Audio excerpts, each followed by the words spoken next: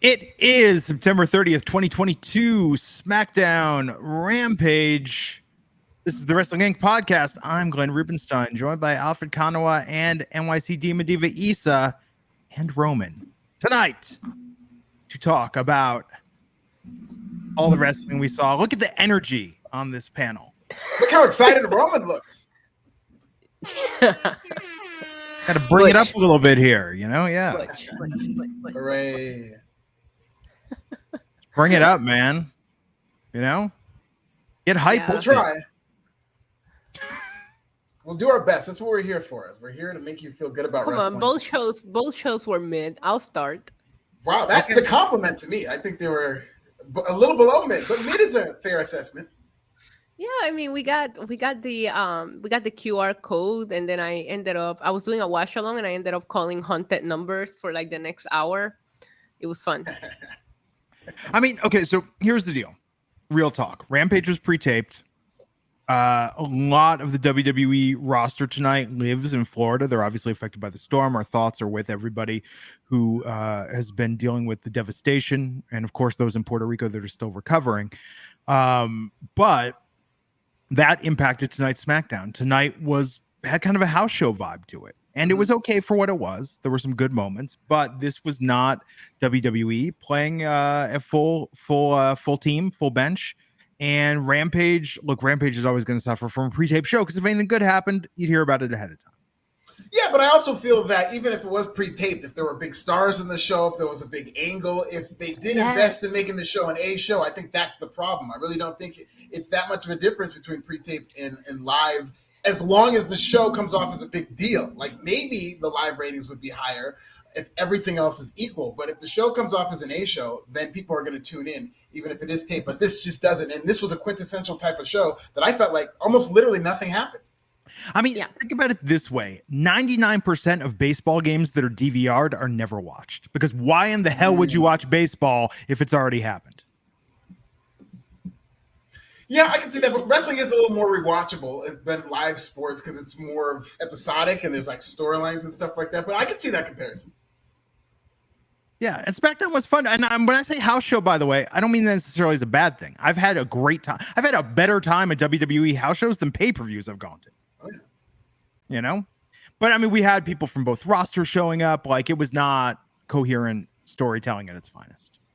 Yeah, and a legitimate excuse, though, to be fair, in terms of why all these people had to come over to the other show. And it did seem fresh to see Kevin Owens on SmackDown, to see certain people who usually aren't there. Bianca Belair, you almost never see her on SmackDown because obviously there's a situation with Hurricane Ian. But yeah, if you're looking at the week-to-week storytelling, how some of these came about was very confusing. Yes. Yeah. Before we dive into everything, Alfred, what is going on in the news? Well, quite a little bit. Some good, some bad. Let's start with the bad. Randy Orton. There's an update on Randy Orton. And the update is there really isn't much of a timetable for his return. In fact, there is concern within WWE of whether or not Randy Orton is going to be able to return anytime soon. There's concern over the severity of his back injury. Of course, he uses the RKO over years. It took the toll on him. And now there's talk of and it isn't if Randy Orton is able to come back at full speed, will he be able to use the RKO? And I don't think there's a wrestler anywhere in the industry that's more associated with his finish than Randy Orton is with the RKO. But concern over his back, Issa. Concern over anything. First of all, we refer to him as Daddy Orton in this household. Just want to make sure you're aware of that. Yeah, I mean, I just want him to be okay. We got 20 beautiful, amazing years out of Randy Orton.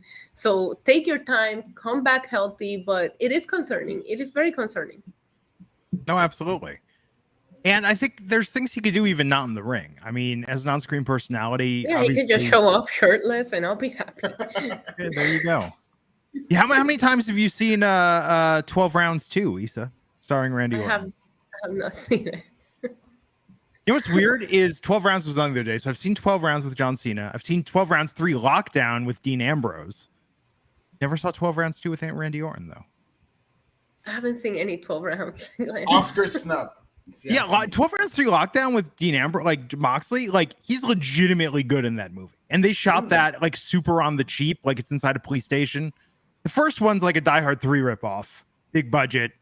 The third one is he's got 12 rounds in his gun and he's take care of some corrupt cops. So they changed the meaning of rounds. Yeah, it's a different type. And it all takes place in an office building. Like the entire film is shot in like an office building. Oh, like Gremlins too. That's like if Step Up 3 was about stairs and not dancing. Now, we're talking about steps, not steps.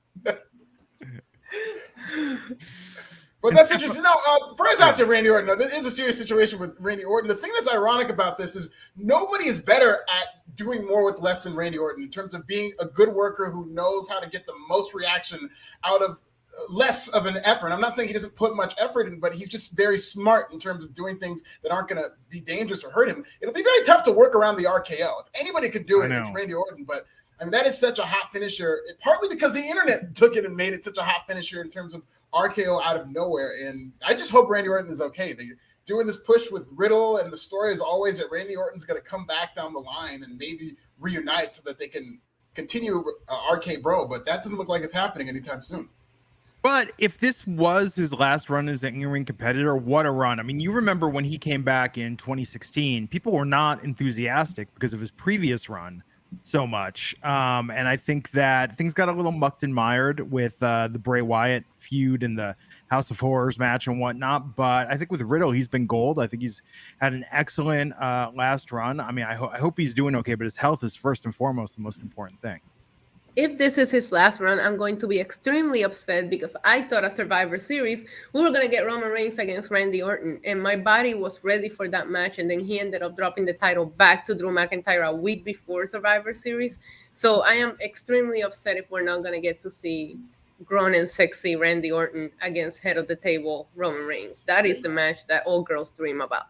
I didn't think there was a way you could hate Drew McIntyre more, but that would be another reason for you to not stand Drew McIntyre. Yeah. But Randy Orton and Roman Reigns, I mean, that sounds like it would have been a hot match. That was, I believe they were planning that for SummerSlam. Literally. Both those guys were, harder for some people than others. But let's move on to Sasha Banks. Something's going on with Sasha Banks. She recently changed her Twitter handle, not her name, her whole handle. This is a process that I believe takes 3 weeks, sometimes a month, sometimes longer. She changed her whole Twitter handle to Mercedes Varnado, her real name. And so Sasha Banks now going by her real name. There's a lot of speculation as to what that means. Is it because she's making a move to Hollywood and she wants to make an imprint as Mercedes? Or is it because she has no interest in messing with WWE? And now this is the first step of her distancing herself. It seems that there's a lot of chatter. Sasha Banks did respond cryptically by saying new handle, same handler. So didn't really answer any of the questions that are out there. What's going on with Sasha Banks, Issa? And do you expect to see her back in WWE anytime soon? Honestly, I don't know anymore. I don't know what to think. Like, we seen her and Naomi do a couple of like fashion week fashion shows. I know that Sasha has a lot of mainstream appeal. I just want her to be happy, whatever it is that she ends up doing. But we have seen a lot of WWE superstars using their real names on some of their handles. Usually it's more on Instagram that we see it on Twitter, but this isn't the first time that we see it. If you go search some of them on Instagram, you will actually see their handles are their real names. Yeah. I don't know. This could be something to throw us off. Maybe she's coming back to WWE, but under her real name. See, that would be an ultimate sort. I couldn't see that happening, but that would never happen. Triple H is really getting into this viral marketing, and apparently he's a big fan. I think his eyes might have been open to that SmackDown number they did. So maybe this is some type of viral marketing campaign where they're going to change her name, make people think that she's quitting, and then she's going to show up as a White Rabbit. What? Wait, what? Just make sure you're paying attention.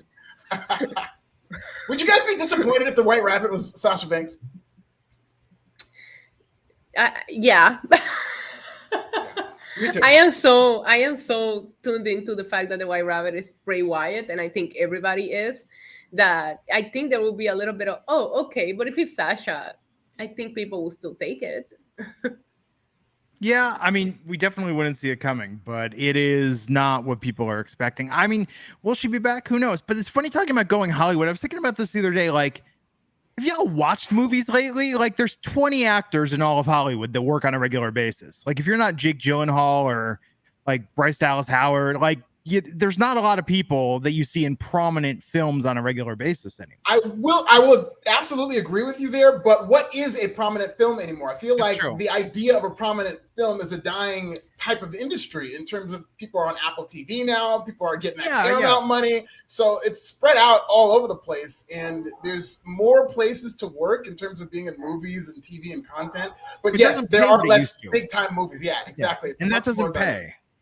You know, and there's some good stuff out there. I watched like Do Revenge last week on Netflix. That was good, but I like already almost forgotten about it in the last week. You know, there's a lot of those out there. I mean, what you can do, go star in a bunch of like Hallmark films at the holidays. Like there's secondary markets, but I don't know if she's going to make more money doing that or work. I mean, it'll be less of a toll on her body, but I don't know that she's going to be working less for more money necessarily.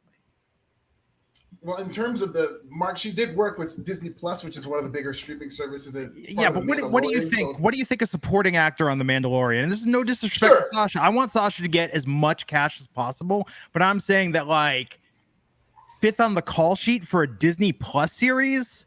Like, right, but you gotta give her a little. Isn't that like her first starring role? I know. Like, it's a good place to start.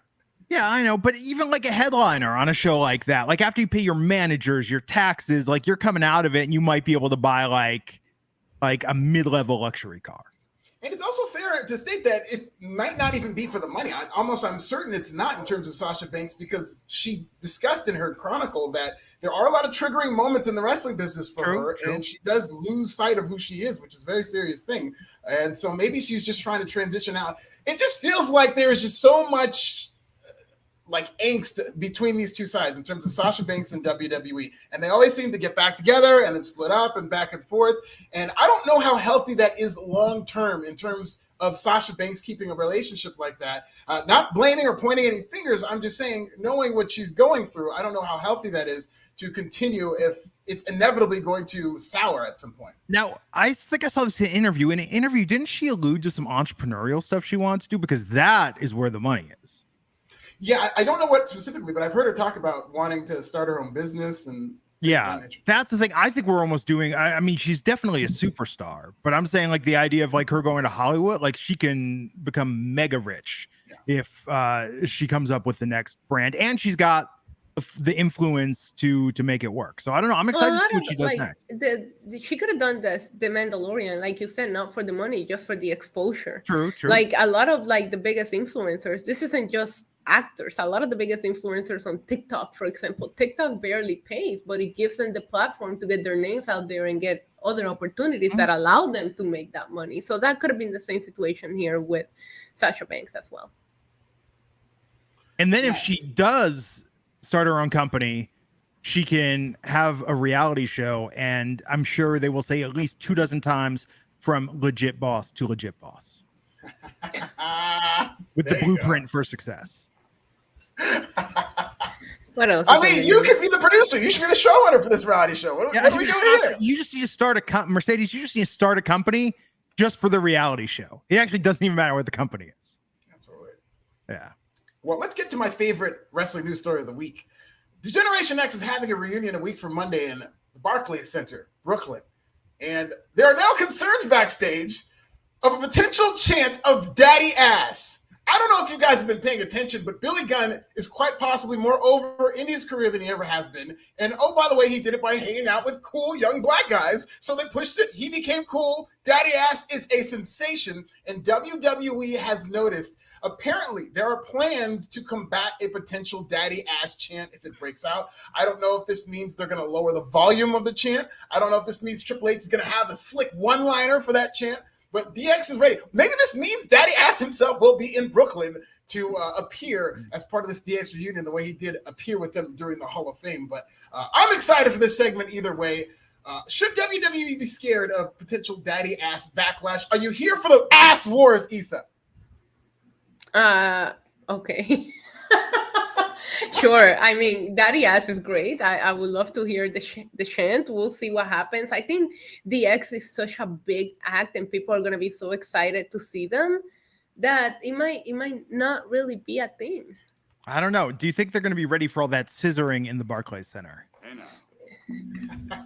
It is National Scissor Day on Wednesday. I'm so excited for this celebration. Should be a fun celebration. And Barclays is interesting because it is WWE territory. It's New York, but a lot of hardcores go there. Very impassioned. AEW, at least the first time they went to New York, sold very well and didn't do very good business the second time around.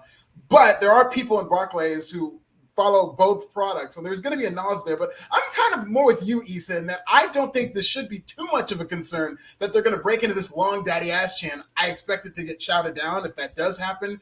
One of the indications, there really aren't very many CM Punk chants anymore, especially once it got really ugly between WWE and AEW. You don't see any CM Punk chants, so I don't really expect daddy ass to be part of that.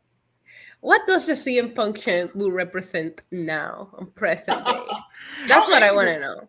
I feel like CM Punk is like the last resort. If WWE has just done something, it would be like if they had another ref stoppage situation with The Fiend and Seth Rollins. I feel like you break the emergency glass for the CM Punk chant if they're that pissed. Otherwise, I don't see it coming back. I think the CM Punk chant as a rebellious thing over something that you don't like died when he came back. Yeah, great point. Well, and now it's, Now I don't even know what it will represent. If I bust out into a CM Punk chant, oh my God, sorry. I know we have goals. You know what the CM Punk chant's for? It's kind of like in Dog Day Afternoon with the Attica chant. Like if my friend ever pisses me off and I talk about suing him, I start yelling CM Punk, CM Punk. Exactly. Thug life, and then I spit at the camera. If it's ever revealed that somebody shares a bank account with their mother, people can start chanting CM Punk. Is somebody sitting a muffin? CM Punk chant. Yeah. Shout out to Mindy's Bakery. Close on Mondays and Tuesdays. And that's the news. One more quick story. Oh, AEW yes. Dynamite down because of Hurricane Ian. And that is part of the reason, but they had been on a 5-week streak of $1 million. It's not why, because they did 990,000, which is only down 5%. Weather Channel had a really big night. It was number one because people were checking updates for the hurricane. 444,000. How many people tuned out after the first 10 minutes of the show? I'm sure people did. I'm sure a lot of people tuned out after the first 10 to 15 minutes. And this wasn't really an AEW Dynamite me watching that I felt was going to keep that streak going, even if there wasn't a hurricane. And possibly because they're limited staff. But I mean, AEW is very deep. I don't know if that's a good excuse in terms of they didn't have enough guys. They just offered a freaking contract to Bandito on top of all the other talent that they have there. So even if there are some people staying home, clearly you saw on this show, people were able to step up. But, this show just did not come to the level of where it's been in previous weeks. Agreed. I agree. I personally think that Dynamites after All Out were booked very solid. And if I look at post Muffin Gate, I think this was the weakest Dynamite episode that we've seen. And they had a reason to. A lot of the staff in WWE and AEW both live in Florida. So I'm going to give it the benefit of the doubt. I think a lot of the script probably had to be changed around who can make it and who couldn't make it. We'll see what they give us next week, but some of the matches that are advertised for next week are also not as solid as what we have been seeing. We'll see where it goes. Well, other news breaking as we went to air is that Japanese wrestling legend Antonio Inoki is dead at the age of 79. Of course, he is one of the most influential and important figures in the history of Japanese professional wrestling. WWE paid tribute to him tonight during their broadcast, and 79 years old. What an incredible, incredible life. Squared off against Muhammad Ali in an infamous wrestler versus boxer match in 1976. They consider that the first ever mixed martial arts match. Yeah, it's crazy. I mean, just a huge, huge legacy.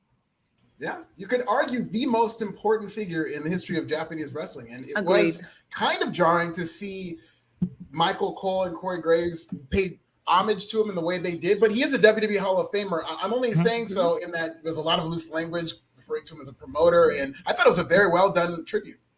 Yes, it was. No, absolutely. So yes, our thoughts with his family. A couple super chats. Sheed Black, $1.99, saying the Marine is as bad as the Legend of Chun-Li. Still haven't watched that yet. I heard Chris Klein though is pretty remarkable in it. The Legend of Chun-Li. I gotta check that out. Me too. Get some sour diesel and watch some Chun-Li with some ice cream. It's got what's her face from Smallville, I think, playing Chun-Li. Doesn't it? Kristen, not the Nixium one, the other young lady from Smallville. Played Lana Lang, I believe, plays Chun-Li, and Chris Klein from American Pie plays Guile. Yeah, it's like supposedly takes place before Street Fighter the movie. Sounds horrible. Yeah. I watched Cyborg the other night again with Jean-Claude Van Damme, and that was not as good as I remembered it to be. Bloodsport, though, we watched the other night. That's still awesome. But It look, is. That's a classic. I mean, Bloodsport is legitimately a great movie. People try and be like, "Oh, it's a B movie." It's like, no, this is like solid storyline, solid acting, solid fighting. Like, there's nothing about that film I would change. I love Bloodsport. Me too. So good. So good. And The First Marine isn't bad if you like a movie where every time they leave a building, it explodes. You know? Tony or Tox Kazim, pardon me. I see the TK. I just started thinking Tony. Tox Kazim, $4.99. What if Tox Kazim is Tony Khan in our chat secretly under an Probably alias? is. Listen, look at the initials. Yes, Triple H is making me nervous on Lashley. The Hurt Business needs to. What if Tony? Okay, Tox is even saying the Hurt Business needs to rebuild again. What if Tony Khan has a burner account where he's like legitimately a WWE fan and like is tweeting like sincere takes? Legitimately, he is. He is a mark. He's the biggest mark there is. So like he tweets tonight, he's like, "Oh man, what's this going to mean for Maximum Male Models if Max Dupree's leaving?" You know, like the best part would be if he accidentally tweeted it from his actual account. That would be great. I would love it if Tony Khan just watched and live tweeted along with Raw or SmackDown one week. He should. He really should. I'm not even kidding. Not even in a trolling way, but just a good 15 tweets or one every quarter hour, 8 tweets. You just follow along. If you did that once, you could bring some attention to himself. It'd bring the story of the night. Alfred, number one, Tony Twitter Fingers fan. He wants more tweets from Tony Khan. Tony Twitter Fingers does not get enough respect. He needs to go into the WWE Hall of Fame next year, I think. Do you have it set up on your phone? So Just you his get tweets. His tweets should go in the Hall of Fame. Yeah, like they don't even invite him. They just have his Twitter account. Like, don't come. We're gonna screenshot your tweets and we're gonna send those into the Hall of Fame. Do you have it set up on your phone so you get a push notification every time Tony tweets? I do not, but it knows to notify me. My phone and I are very close. Do you follow him? I don't. We talk to each other in DMs sometimes, but I don't think we follow each other. No. Pause. Totally platonic. Don't get any rumors started. The Hurt Business though. Hurt Business needs to rebuild. I wouldn't say that I'm nervous about Lashley. I feel like Lashley is the de facto world champion on Raw. They've really done a good job. In fact, a better job with the United States Championship since Triple H took over. And Lashley put on a banger against Rollins last time we saw him, if I'm not mistaken. So I think Lashley's still pretty high up in the Monday Night Raw. He's on that short list. We were talking about this recently, Issa, when we did the show with Ron. She's on the very short list of people who receive like a much bigger reaction than everybody else. Whereas just about everybody receives the same degree of reaction, some more, some less. And Lashley, I think him, Roman Reigns, there's just a couple of people who get that big reaction. He's one of them. Please do not compare anybody's reactions to Roman Reigns' reactions. Thank you. What if I said Lashley's were better? What are you going to do about it? I'll fight you. Okay. I was just kidding. Diaz 1990 with a $1.99 super chat saying sources are saying the White Rabbit is Adam Rose. You know, the instigator in me wants it to be a troll job. Like, I want it to be like the gobbledygooker or something. You guys don't think it's a gobbledygooker? Hornswoggle. Hornswoggle would be fun. Michael Martinez, $4.99. Who's the pizza guy on Dynamite? Any news on Paige Van Zant? Where has she been? Issa, I don't think we've talked about this. What do you think about Luigi Primo? Are we fans of Luigi Primo? I never heard of him until he got knocked out by Ethan Page.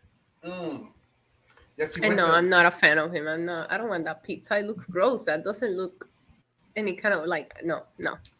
He's not it. Very polarizing figure. He went viral for this pizza spot that he had the dough and he put it between his legs. So now he's part of AEW. You know, Miro was subtweeting I'm him. sorry. I have such level of respect for pizza that no.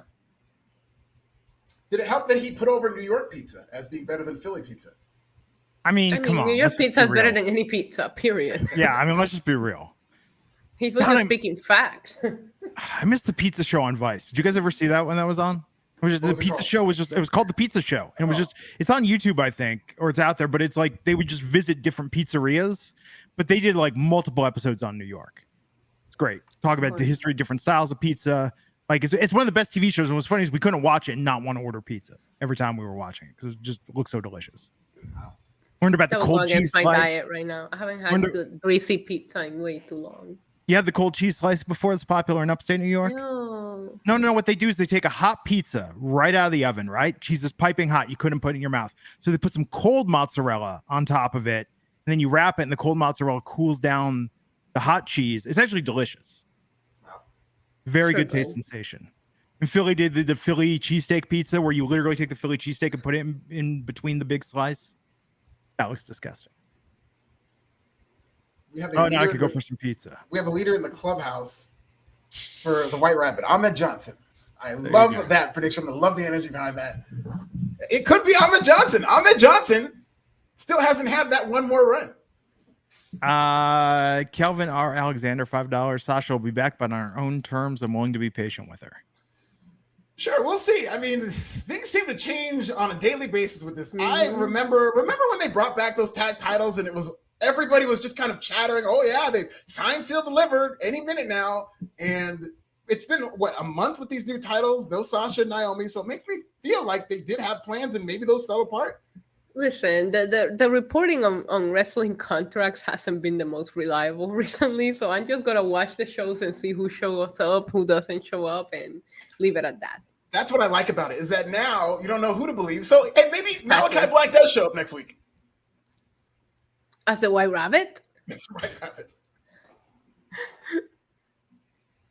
Rabbit. Okay, couple more super chats here. Alex Diaz, $1.99. Can you guys cover NXT Level Up instead of Rampage? Can you imagine the shit we would get if we did that?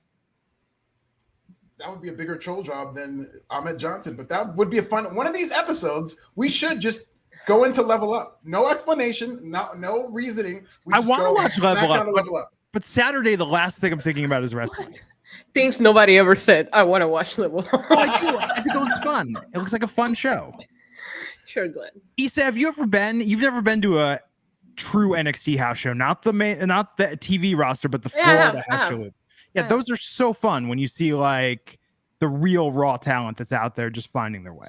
I do see a lot of clips of it, and the first time I ever saw Quincy Elliott was on Level Up. Yeah, and it was love at first sight there. So, Toxic Team assuring us he is not that MFer. So that means he definitely is. Definitely Tony Khan's burner. Yeah, a little light on the super chat if that is Tony Khan. I mean, yeah, $1.99, my guy.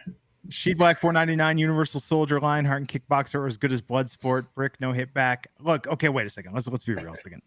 Bloodsport is okay. Time Cop is as good. Time Cop is different, but Time Cop and Bloodsport are like the two double S tier JCVD films.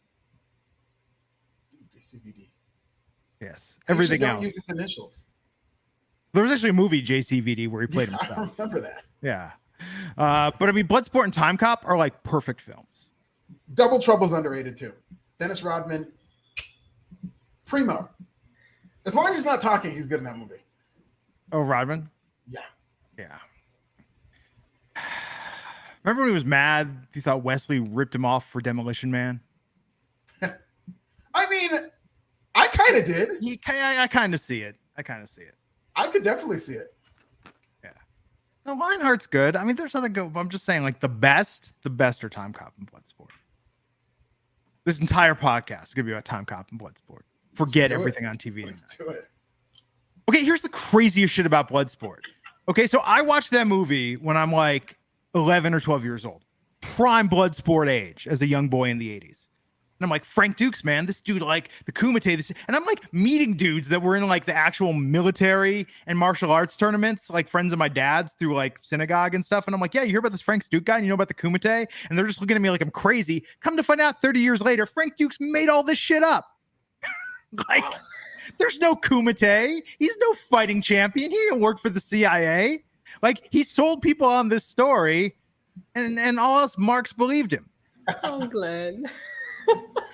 And then Vince comes on TV and says wrestling is fake and your whole world is shattered. I know. Well, because at the end of Bloodsport, they're like, Frank Dukes holds all these records and stuff. Like, that movie really put over Frank Dukes. Yeah. And yes, it is Double Team, not Double. I think I said Double Trouble. It's Double Team, movie with Van Damme and Rodman. Give that a watch. That's the one where he plays twins. Isn't the one where he plays twins also? Where Van Damme does? Yeah, doesn't Van Damme play twins in a movie? Making Double Impact. That's what. Double Impact was it? Yeah. Yes.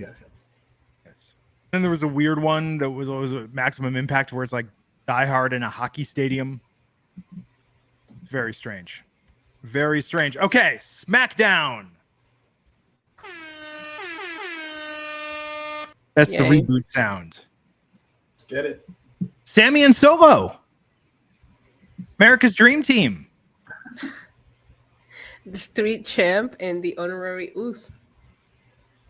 It's good. Was it? It was actually, this was a banger of an opening match. I really, It's a very really good enjoyed match. this match. Mm-hmm. I really The like show this match. peaked at the opening, though. That was I the problem. agree. We talked about the first 10 minutes of the show. I felt like the first 10 minutes of this show was the best part. Yes. Yeah, they took on Ricochet and Madcap Moss. Very hard-hitting match. Very good. Sammy and Solo getting the win. Isn't it weird that we worried about Solo Sikoa going to the main roster? People are going to start chanting. We? No. Hear me out on this. We talked about this. The internet wrestling community worried. They're going to be chanting Uso. Like, they're not going to treat him as an individual. Yet you pair him with Sami Zayn, and he's getting over through his alliance with Sami Zayn more than with his family.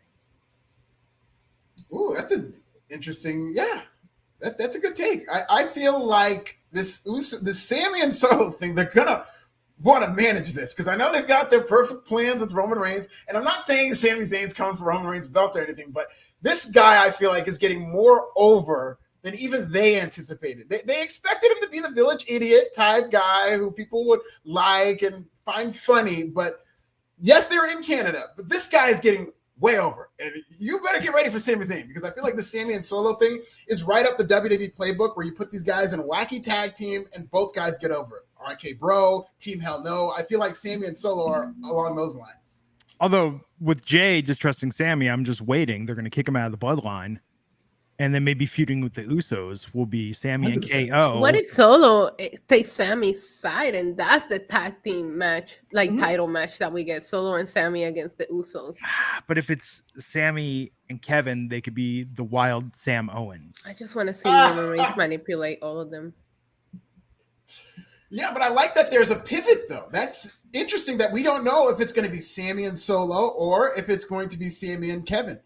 I could see either. Both would be really good stories because Sammy is like Solo's play toy. It's like he's the only person. He's like the Solo whisperer. Solo's this mean guy, but Sammy has the key to his heart, whereas the Usos, or at least Jey Uso, hates him. So we can play on that. Or you can bring Kevin Owens when he feuds with Roman Reigns. That could be part of it.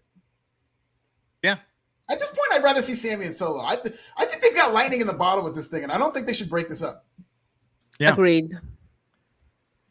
Video package carrying Cross and Drew McIntyre ahead of their strap match at Extreme Rules. I don't know what Karen Cross is talking about half of the time, but it felt like a solid promo.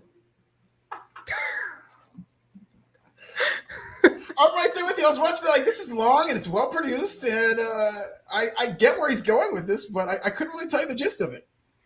Right, exactly. You don't know what he's talking about, but it felt intimidating. Good for him. I'm looking forward to all of Extreme Rules. It'll be good. Excited to see him strap it on. Wait, excuse me? Hey, no. Butch.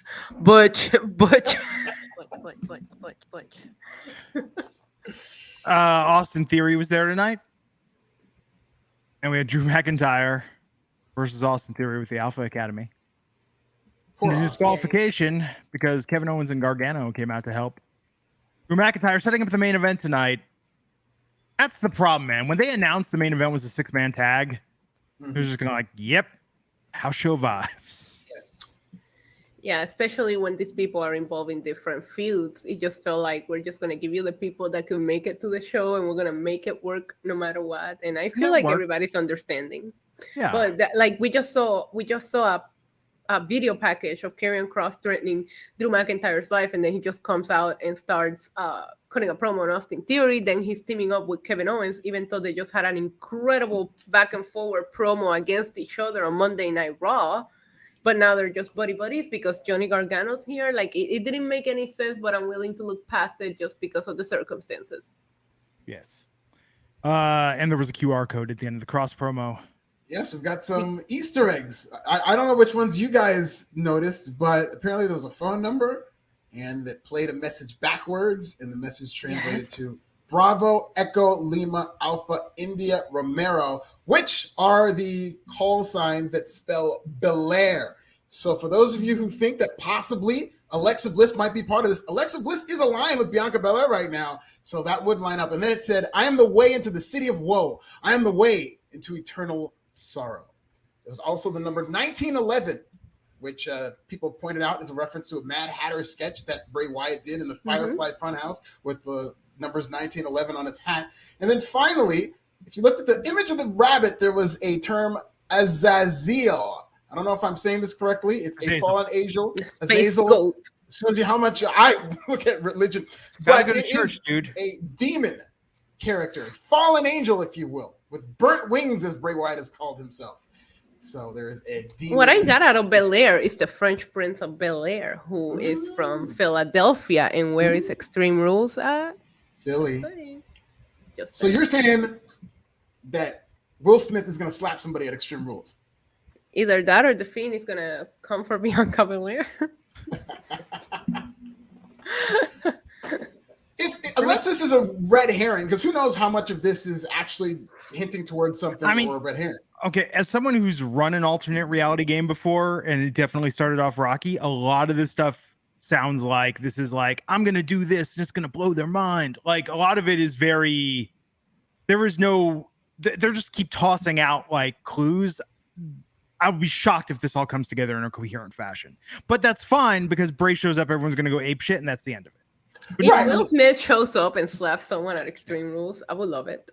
Normally, the idea is you're trying to layer together a complete story that is told through your experience solving this stuff. I want Will Smith to slap Omos and just see what happens. Sheet Black, $4.99, drinking bourbon and lemon drop martinis. Sami Zayn and Corbin are two of the most underrated wrestlers I've seen in the last 5 years. I mean, is Sami underrated anymore? I feel like Sami's finally being rated. Yeah, the cat's out of the bag with Sami Zayn. He is, especially right around now. I would say within the past year or two, ever since he got with Roman Reigns and was able to shine at this level. Not even that. I feel like that match he had against Johnny Knoxville, you could argue was the best match at WrestleMania. It was one of the most fun I've ever had watching a wrestling match. Yeah, and it was so fun. From there on, I feel like people started to give him the props he deserves. Yeah, I agree in regards to Corbin as far as the End of Days. It's one of my most favorite finishers of all time. I will go to argue. I think the End of Days is an excellent looking finisher, and I'm still pissed off that Drew McIntyre kicked out of it. Drew ruins everything. Why you gotta? Yeah, for real. Maximum Male Models was doing poses to bring home the title, and that title was the Canadian record for the longest pose. And Max Dupree decided, I'm serious. I'm not going to sit back and take this fucking shit. So he walked tonight for Maximum. Good for him. Good for him. Was it Max Dupree who walked, or was it LA Knight? He did Give me a QR code. Give me a QR code. Well, give a QR code. It'll be like the zip code to like downtown LA. Here's what I'm thinking, because we saw that fantastic segment with Pretty Deadly. Then I saw these Maximum Male Model guys, which God love them. We loved them early, but it's clearly been defined at a certain level, and I don't think they're coming out of that. I feel like the more we see Maximum Male Models, the less impactful Pretty Deadly will be if they bring that act to the main roster, which I absolutely think they should. I think WWE's onto something here. What they're doing with Pretty Deadly is something they have not really done since like the Chuck and Billy days, and I'm here for this. But if you have Maximum Male Models there, it's kind of the same vibe, and I feel like it would water it down, and people would just associate Pretty Deadly with that, which they are two completely different things. How are you getting the same vibes from Pretty Deadly and Maximum Male Models? I'm not. I'm saying people who watch there people who don't watch NXT week to week and aren't going to really invest themselves to that degree. If you just bring out Pretty Deadly, try to get people to like them to this mainstream audience, they're just going to look at it and be like, oh, like those Maximum Male Model guys who flamed out. Like, oh, those things. Maximum Male Models are beautiful and fabulous for a living. Pretty Deadly are fabulous and beautiful as a lifestyle, as a way of life. Exactly. Okay, but that's semantics. That kind of is the same vibe of what you're describing. No, I don't know. They're both kind of metrosexual. They're both, you know what I mean? They both do have that same fashionable, high-maintenance males.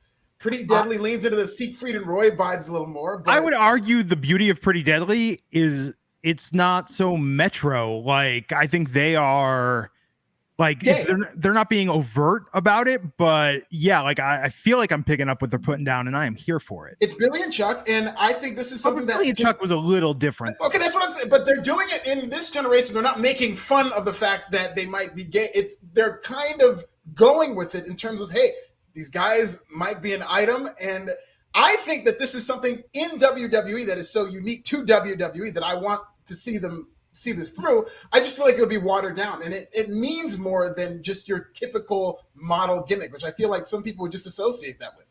I think with Pretty Deadly, I mean, I don't know. Pretty Deadly's never talked about it, but I think with beauty like that, you need to share that with the world. Why limit yourself? I can't stop thinking about them making their way to the ring in tigers now. After you mentioned Siegfried and Roy, that's all I've been thinking about ever. That'll be the Coming out WrestleMania. of this beautiful white tigers. Oh my god! But so They have to do that. I love that. But if we want to be really real about it, outside of the Performance Center, yeah, I mean, here we are in 2022. I'm curious how that plays on the main roster. I hope it plays well. How curious are you? Are you bi-curious? Are you just kind of curious? Butch.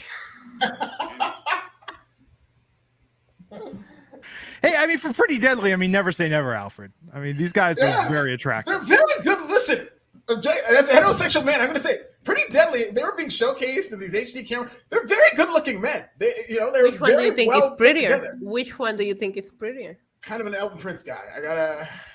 Wow. Okay. I'm just gonna put it out there. I've done worse. Aha. Same. Thinking about you, Alfred, the other night. Pause. No, I was thinking about you because I was like, so when you're at Applebee's, and if this isn't your pickup line, this needs to be your pickup line. When you see someone sort of bent over the bar, you know, like trying to get a drink or something, you need to go up, like not behind them because that's a little creepy, but just with a respectable distance, and just say, that's eating good in the neighborhood. I just love the fact that Glenn is just randomly sitting there thinking about this. Just trying to improve my love life. That's a friend right there. I may have said something like that to my wife the other night. It made me Well, think did it work? Don't give me that line if it's not going to work. My wife said, "Did you just compare me to Applebee's?" Like, but if you're in Applebee's, that's like some next level shit. Oh, yeah. That's like, you know, yeah, we put a car inside your car. Like that's like, Look, that might be the only place you can use a line like that. So I love you. Even if you're Applebee's, don't use that line. It's not gonna work. Okay, I'm just telling you right now. Take my advice here. it's all in the delivery. Wait, let me see. How will you deliver it, Alfred? Well, I mean, I would need the woman to see what she's eating, or if she in fact Use is your eating, right? imagination here, okay? Glenn was able to imagine it. Come on. Well, that looks like eating good in the neighborhood.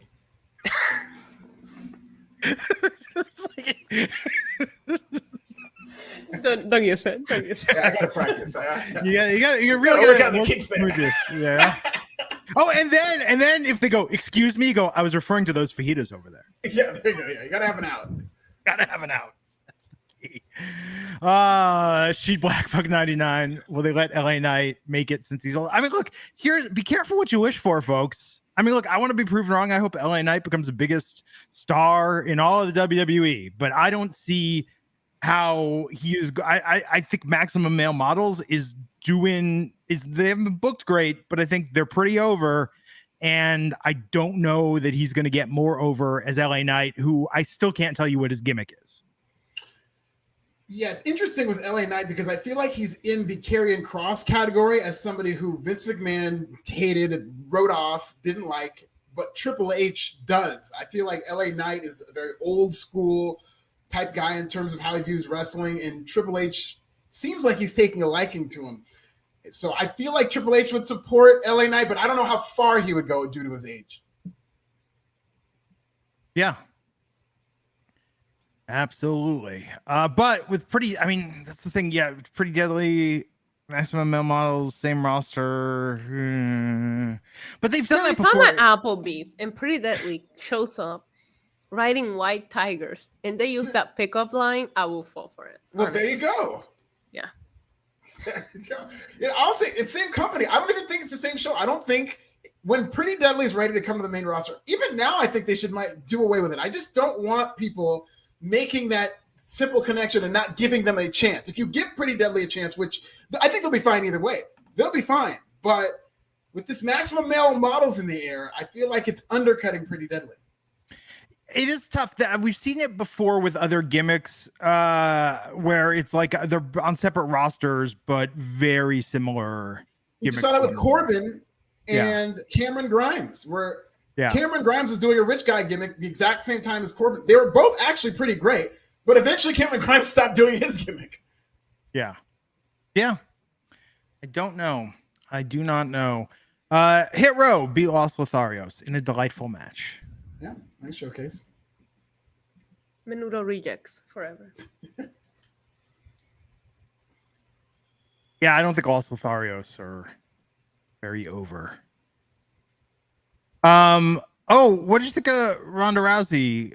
Man, she's been. I thought tonight was the first time she called Liv Hooters Barbie, but apparently she said that before. It's like she read a Wikipedia article on Liv Morgan, and it was like, oh, she used to work at Hooters. Like that's like I got one factoid. That's like the one thing I got.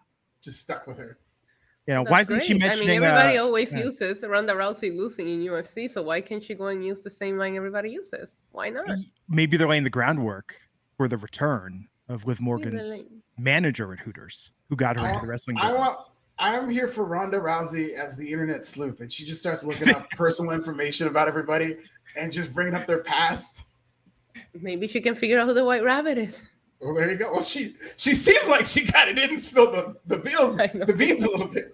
That's how you knew it was Bray Wyatt, because nobody really smartens up Ronda in terms of, Ronda's just on that stream saying whatever she wants. So I'm sure somebody would have come up to Ronda and been like, do not say it's the White Rabbit. But if they're keeping it so close to the vest that Ronda's just like, no, it's probably Bray Wyatt. I mean, I tweeted this, but Ronda is starting to blend in more with the women's division, and I don't know if that's a good thing or a bad thing. Really, I feel like they're going out of the way to make her stand out. Yeah, because I was gonna say she looks like she's above the rest of them right now. Yes, I'm sorry, I don't mean to bring them back up, but without any of the horsewomen there, Ronda just looks like a bigger star than everybody else in that women's division. Yeah, that's what I said. Even though you apologize, that's still pretty messy. Damn, the horse. I don't know what I said. I've been drinking. Sorry. No, we heard the first half, but you said a horsewomen. Horsewomen. Without like a Charlotte Flair, a Becky Lynch there, Ronda just looks way above all of them. See, I thought she had a pretty balanced match with Natty tonight. I thought it was good, but I thought the problem is Ronda's promos, like she's like 10% of the time she hits it out of the park. Yeah, they're not the greatest. And I don't even think it's that she can't talk. Her delivery is weird. Her choice of language is weird. And it's almost like Ronda is, because I know this isn't the case, but maybe she's like one of these people. No, this is the case. She lives like in isolation on a farm. So maybe she doesn't talk to people every day. So she doesn't really understand how it is that people converse. She's like Nell. She's like a feral child. Like, yeah. Talking with her hands and grunts like on the farm. I mean, what? So that might be like the only time she gets to really talk and have conversations is when she's doing these promos. And they do seem out there, man. I mean, it's a lot better than Liv Morgan trying to be hardcore. Liv is hardcore. And coming out with her little glitter bat. She swung that bat worse than the entire freaking Red Sox lineup. Come on. No one in wrestling ever uses a bat correctly or a sledgehammer. It doesn't matter. You don't create this speculation in a match and then come out and, I don't know. They haven't done Liv Morgan any favors in her booking as champion since she won since she won the title. They haven't. Her victory against Shayna, I thought, was good. No, it wasn't. It wasn't even. I mean, the fact that it was a victory against Shayna was good. That's great. Shayna has lost to everybody and their mom since she came to the main roster. So it's gonna be tough for Liv Morgan. I'm not liking the trajectory here, especially if and probably when she loses to Ronda Rousey. This will have been a failure of a title reign. When if you remember when she won it, I mean, and I'm just saying, compared to when she won it, she was the biggest babyface that night. People were happy for her. She felt like the people's champion, like somebody who, I mean, my take early on in that title reign was if they beat her too early into this run, people are going to turn and it might make her a bigger star, but we are way removed from that. I think they are going to beat her now, and I don't think people are going to care as much because of how No, bad she still acts like a freaking fan with a replica belt instead of like a real champion. I don't buy her as champ. She needs a little more attitude to her. Yeah, and it did not help that even though they're saying she's the only person who's ever beaten Ronda Rousey twice, that fluke win over Ronda Rousey for a babyface just killed her dead. Well, what did you think of Imperium facing off with Sheamus tonight? This was good. Great stuff. I'm looking forward to all of their matches against each other, whatever it is coming up. I'm here for it. Sheamus is such a badass. Yeah. Sheamus is good. Do you think he's gonna That all you got? Oh, when Sheamus first came out, I didn't realize he had a shirt on because he's so freaking white. I thought he was wearing just... You thought it was a farmer's tan. Just the suspenders with nothing under it. Yeah, anyways, I thought this segment was great.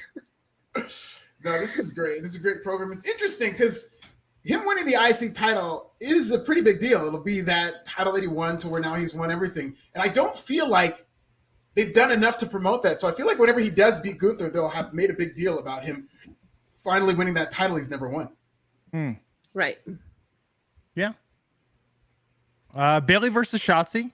A delightful match. The tank is back. The tank is back, and Bailey got that win. When did Bailey change her hair color? I really like this look on her. It's been like this. Yeah, since SummerSlam. Well, she hasn't been on SmackDown really. So. Oh, that's right. Wow, you really don't watch Raw. Quantum Leap is on Mondays now. Yeah. She was on SmackDown like 2 weeks ago. Yes, Bear Hudson. I get your reference. I'm not reading that out loud. We can censor it. PH. You go for it, Alfred. Okay. All right. Practice your delivery. No. I want you to. This is like at Applebee's. You see that cougar at the bar, and you go up, and this is my opening line to her. And she's watching SmackDown, and she's like, the Imperium is double teaming Sheamus, and then you say, sorry to impose. I never thought about this, but double team sounds like something on Pornhub. Hey now. I mean, who's moist? John Morrison.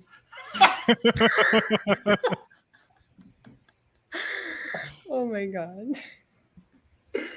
Well, it really does sound like that. Thank you for pointing that out, Bear. Got to see the tank tonight. That was nice. It was. It's good. Such a surprising thing because it was taken away in the Vince McMahon era. So that's what I feel like. I felt like that's all Vince would see in her. Listen, I'm a big Shotzi Blackheart fan, but that type of vibe has never been Vince's thing. So I felt like he would see the tank and be like, we can make a lot of money off these tanks. But they took it away from her immediately. Yes. No, I know. And then after Bailey was attacking her, and we had Bianca Belair came out and made the save. Yes, happy to see her. And the main event tonight, Drew McIntyre, Johnny Gargano, and Kevin Owens versus Austin Theory and Alpha Academy. Good house show main event, as you alluded to. It made me want to see Otis versus Gargano. They were doing some stuff together that made was like, yeah. I never thought about. I don't even know if they worked together when Otis was with Heavy Machinery in NXT, but I feel like they'd have a good match. KO's looking good. KO's looking in better shape. You forgot to mention KO telling Sami Zayn he needed to get a new shirt. Yes. What a hater. He's jealous Roman Reigns ain't giving him no shirt. You know what's funny is that Sami Zayn has become such a babyface that they've had all these babyfaces like AJ Styles and Ricochet and Madcap and all these guys make fun of Sami for that shirt. It does come off like they're jealous, especially because these people love Sami Zayn. So when you see these baby faces like, oh, you're wearing the Uno shirt, huh? It does sound like you're jealous. Wouldn't you be? I would be. Don't you want a shirt from Roman Reigns? I want a hand-delivered shirt from Roman Reigns. But unlike you, that's all I want. Would you ever take it off if Roman Reigns told you wear this shirt now? I know you take it off if he told you to. Oh, 1,000. You didn't even have to say anything. But for Sammy, I mean, this is like an outsider getting asked to join the Osmonds or the Jackson 5. Like if you were like the white guy and they're like, we're going to make it the Jackson 6. I'm not Jackson. Who cares? I'd love to see Sammy and the Jackson 5 like trying to keep up with their choreography.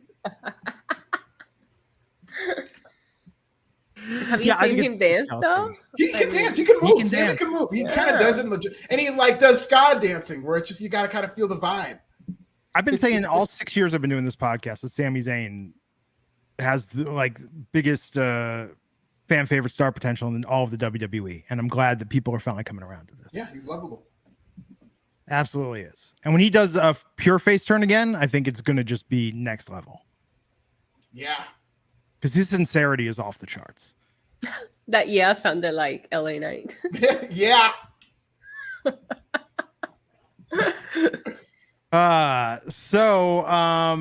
main event was good. We're all done for tonight. Good night, everybody. Yeah. But wait, Return of the Jedi was on TNT, and wouldn't you know it, it was a special edition, so we didn't get the Ewok song at the end. We didn't get old crusty Anakin Ghost. We got Hayden Christensen as Anakin. And then we went into Rampage, which would be Soraya's name if she went to TNA Impact.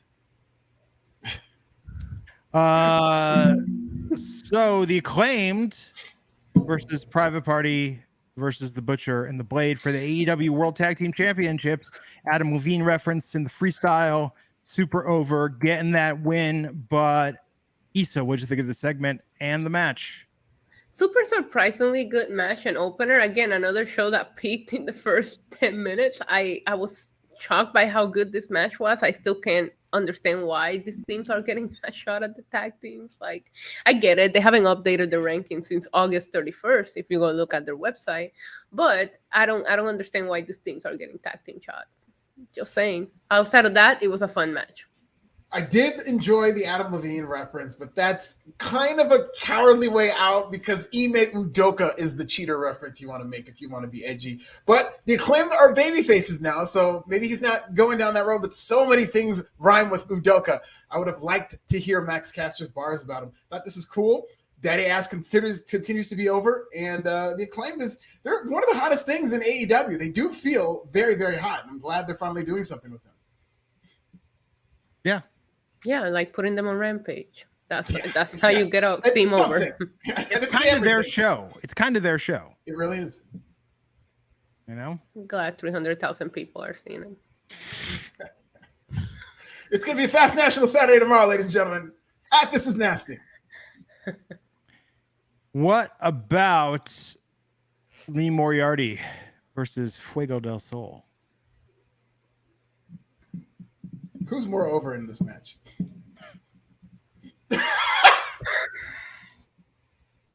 Lee Moriarty got that win. Morrissey was out there mean mugging the camera. No, that's Kid Rock after he ate Kid Rock. He got taller instead of fatter. JR and he's 7 feet tall. And in my head, I said, you can't teach that. Yeah. Why do you have people like Miro and Andrade and so many people, and we just see Fuego? So, anyways.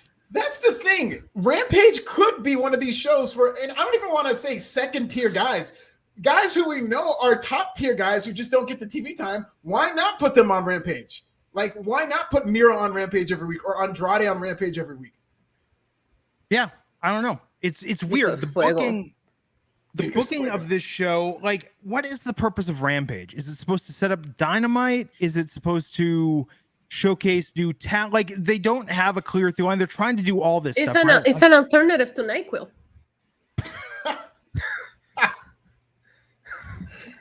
Issa's barring Rampage up tonight. I love it. Wow. That is a good point, though.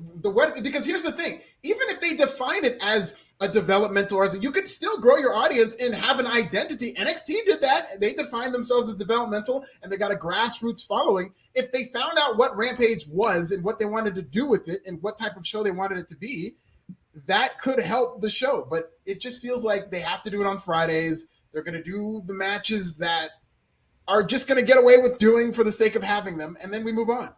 I mean, if they had an extra day, if this was live and it was like, okay, so we did Wednesday night, now we've got Thursday, let's spitball some stuff for Rampage, guys. What did we have that didn't work on Wednesday? What could we continue? Like, I think that would be fresher than we got to do it all the same night we do Dynamite. Yeah. You know, because if This wasn't how they booked Rampage from the beginning, so you had top tier guys on Rampage at first. They were putting CM Punk, they were putting Bryan on there, like they were putting Mox, Omega, and then at some point it got give up on and it became Dark and Evolution, but on TNT. I honestly think in the run up to CM Punk, like the first couple of months, that was the second week of Rampage. I do really believe that Tony Khan wanted to make Rampage an A show on the level of Dynamite. And it did come off that way for the first, couple of months. Yeah. But as soon as they fell backwards into that pattern of being like a B show, they just gave up. They didn't even try to recover that. And that's such a hard thing to shake. There are people to this day who have come back to watch wrestling, but they're watching Raw because they still feel like SmackDown's a B show. Mm-hmm. I'm just saying, if we did this podcast and then right when we got done, it was like, okay, now let's record the one that we're going to show in 2 days. Like, that would not be our A game for that second podcast we do. A different night, maybe a smaller audience. Like, they have the TV deal. They have the money. That's what's important. If you were to do Rampage in, 300 people or just a smaller audience and a different feel and a different setup, maybe that could help. Yeah. As long as it was on a different night, though, because then the people would need to be live. Do it in Tony Khan's garage. There's a couple of weeks coming up. Placing bets, like Raw Underground. Oh, God. Or like the Kumite. Why is, Lucha Underground is the closest thing we've gotten to a Kumite wrestling promotion. There's a couple of weeks coming up in October in which Rampage is live. I'm curious to see what they'll do with it. Yeah, we'll see.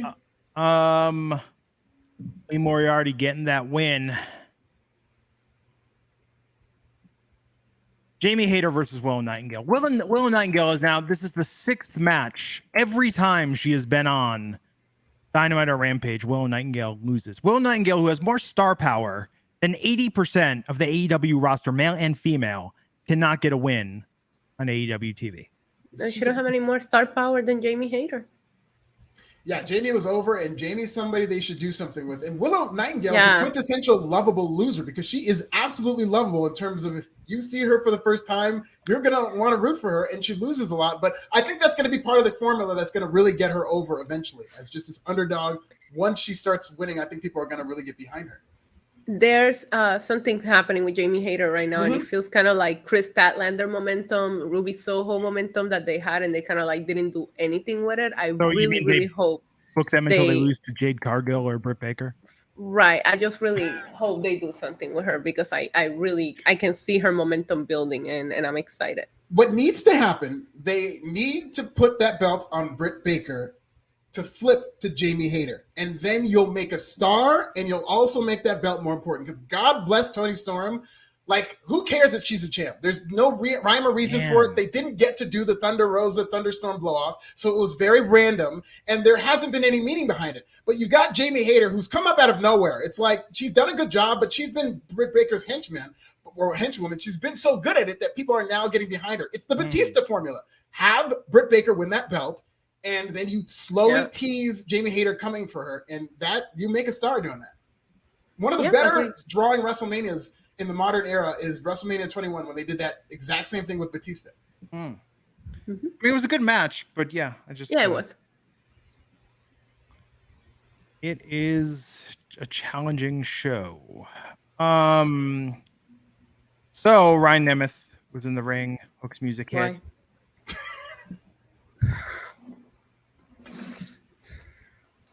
You think backstage with Ryan Nemeth, they're like, so when's your brother's contract coming up? Didn't you say Dolph was going to be in Jacksonville this weekend? Did you bring him as a guest? Is his contract, would that preclude him from doing stand-up comedy on AEW TV? Because, we're open.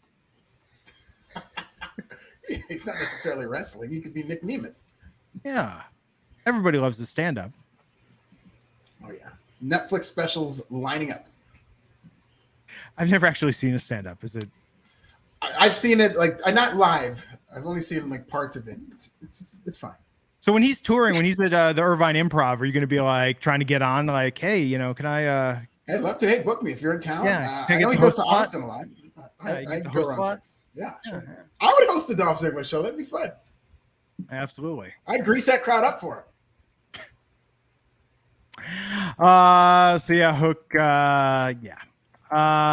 Rush versus John Silver in the main event tonight. Did this titillate your senses, Issa? Jesus Christ. I'm so sorry. I'm so sorry to the hardcore AEW fans that love tonight's show. I was not eating good in the neighborhood. I mean, like, and this, we talked about this before. Like, WWE, when they have a whack episode of SmackDown, when it's a whack down,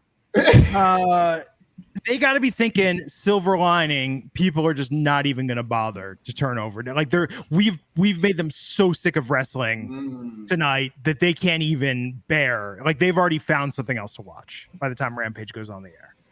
I can see it, and this would and tonight's SmackDown was not a very strong one. So you go into Rampage and you're not even hyped from SmackDown. It makes your Rampage viewing experience so much more worse if you don't have a solid show to watch, because it's just, again, it just feels like a very mid kind of night. And like I said earlier, I'm willing to look past it. I know both rosters had to deal with the whole hurricane thing, etc. But I just okay. I mean, I'm excited for Andrade to leave AEW. Oh, that's the thing. That was a big story coming out of this. Is that now Andrade? Is it Preston 10 Vance that he's facing? That it's a mask versus career match. One of the AEW Dark Order guys. I don't know. Evil Uno, Preston. They're all the same. Mask versus career. Andrade might have to leave AEW. He's been complaining. He's been retweeting people saying he's not wrestling enough. I need him to come out and just lay down and be like, pin me now. Seriously, there's so many people in that locker room. They're like, hey, man, I want a match where I can leave AEW. What about me? Like, there needs to be a battle royal where if you get eliminated, you leave AEW. I bet you half of them would just jump out. It would be a race to see who jumps out last. Yeah. I'm telling you, I would pop so hard if Andrade just be like, come on, please, I'm begging you, man. Oh, my God, that'd be so funny. So that's going to happen next week. Yeah, I think Andrade wins. They did something similar when there were those rumors that Chris Jericho is going to leave for a while to go tour with Fozzy. They did a match where it was Chris Jericho's going to leave if he loses to make people think that that's going to be the out. But then he won and everything was normal. But Rush got the win in this match. And then Andrade, Jose, and Rush attack Silver and Reynolds. Evil, Rouge. Uno. Rouge. I know. I see it. Rouge. Duro Blanco. My Anglo tongue. Evil Uno and 10 ran down to make the save, but the Butcher and Blade headed down to level them. Hangman Adam Page. Why? I don't know. Are they friends with each other? Like, did I miss something here? Yes. You know, I'm sorry. I have to say this. I am already too negative, but AEW has horrible character development. Like, I watch this show every week, and half of the time I don't know who half of these people on the show are, even though I watch every week. And like, people come out to like make the save for other people that I don't even understand if they ever hung out ever. Like, I don't understand anything that happens in this show, honestly. It is one of the biggest weaknesses is their ability to develop characters past these stories, because a lot of what they lean on is realistic. It's not necessarily being creative and creating a story behind a person. It's like they're making, you got the heel MJF making fun of Wheeler Yuta for not being charismatic. And it's like, that's something you want to hide. You really don't want to make that the focal point. You got to get creative, and you're not really doing him any service by I don't even continuing to have him understand call him why not charismatic. I don't even understand why he's allowed to speak. Me neither. You got to develop the character. Like, you've got to do something with this guy, because at the same time he's being called uncharismatic, he's cutting these uncharismatic promos and making MJF look like he's right and he's the heel. Yeah, but you don't put, I don't know, MJF, the biggest return, and then it gets killed with the whole press conference thing, and then you put him in a feud with Wheeler Yuta. That's your train of thought going into your biggest return. We all waited for MJF to come back, and this is the best you have for him right now. I'd rather him sit on the stand with his giant poker chip the entire time. Yeah. And Hangman Adam Page in the yellow shirt, looking like a protagonist from a Richard Linklater movie. It was better than the pink one. Stepped right out of Everybody Wants Some. Okay, he said, take a beat. So give me a Roosh in a second here. Just go and 1, 2, 3, and Roosh. That was a good Roosh. There we go. Really rolled that arm. It's all in the tongue. It is on the tongue. Hey now. So I've been told. Rouge. got the win on that match. Butch. Congratulations, Rouge. Rouge. Butch. Rouge. Butch. Who would win in a match between Rouge. and Butch. Butch. there you go. Oh, still Butch. I would take Butch too. Rampage was fine tonight. This was a pleasant night of not super meaningful wrestling. It was mediocre. Like, no. Yeah, there was nothing here for me. I feel like There's nothing if here. we didn't cover this show, the only thing coming out of the show was the Andrade. There was nothing here for me. Nothing. You just good wrestling and whatnot. Okay, I like me some good wrestling, but what happened here that we're going to remember and be talking about even 2 weeks from now? Rouge. Andrade laying down to take the pin, I guess. Yes. No, if not Andrade even that. loses Because match. right. No, I think my favorite thing was the QR code and everything that was like all the citizen detectives on Twitter putting things together. Let me tell you something, okay? I know AEW likes being cute and they like playing off of real life storylines. We're talking about all this forcing your way out of contracts and stuff like that, and Tony Khan saying he's not releasing anybody. If Andrade wants to finesse, like, let's say the plan is for him to win this match. Like, if he gets himself disqualified and somebody loses a match, the rules are the rules. Then he gets off TV. Maybe this is a way to force yourself out of the contract, Andrade. It's like the reverse Montreal screw job. It's like you tell the referee, ring that goddamn bell.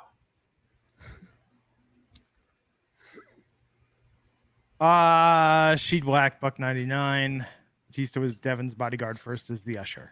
That's right. And I don't think that gimmick was as bad as people always say it was. I remember it being very entertaining, and watching it back, it's just, I don't know if it was before its time. I don't know if people were weirded out by the religious thing, but I loved Deacon Batista and with the Reverend Devon. I thought he really committed to that, and they didn't get a fair shake. Wait, so if you're Tony Khan, do you tell whoever he's wrestling if Andrade is planned to win, do you tell this person do not attempt to pin him at any point? Yeah, that's the thing. Well, what do they... Like, what if he gets counted out? They got to think this through. They better have some shooters on the outside of the ring that can get Andrade back in there. I'm telling you. You better go get Josh Woods. If I'm Andrade, I either come out and lay down or I punch the referee right off the bat. Bell rings, punch the referee. DQ. See, I can't wait for this match now. I want to see if Andrade tries to get himself disqualified and thrown out of AEW. Come on, Andrade, you can do it. Let's finesse that contract, baby. The biggest topics here were the QR code and something that's happening next week. That should tell you how interesting tonight's episodes were. Like, if somebody, I always take it by, was there something that you missed if you didn't watch? And there wasn't, because all you have to do is get on social media and you'll see everything about the QR code. Yeah. So, but here's the good news, Issa. I know it's late where you are, and I hope you're doing well. Looks like you got power. I'm glad. I did. Did you see that I lost it in the middle of the podcast on Wednesday? No, wow. And it didn't come back until 10:30 a.m. the next day. Wow. Puerto Intense. Rico. Damn. But Alfred, it is 9:34 on the West Coast, which means Applebee's is open for like another 2.5 hours. So let's try again. Let's try again with just practicing like the Applebee's pickup lines. Like, we don't have to just talk about the ones we talked about earlier, but you got any other ones in the hopper that we can kind of like amp your game up for tonight. You don't want me to workshop the eating good in the neighborhood? I think eating the good neighborhood is. I think that's a solid 8. You know. What Solid else 8 can out we of do 10. with? Okay, I thought of one, but I think it's too inappropriate. It has to do with the word hood, and I don't know if I want to get into that. Oh well. I mean, eating and their hoods, and it's all kinds of. Yeah, I mean, people got to eat in the hood. They do. They do have to eat in it, around it, on it. My guy Bob Bunny's in your hood for the next 2 days, Alfred. Oh, is He's he going to having be at his concert. Yeah, he's tonight and tomorrow. Sold out, of course. Nice. Wait, next week is a 2-hour Rampage? Oh God, no! Please no.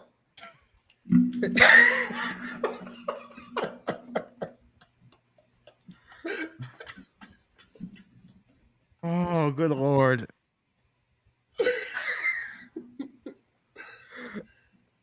What did I do? I sound like CM Punk on that press conference. What did I do? What did I do, Dave? What did I do, Dave?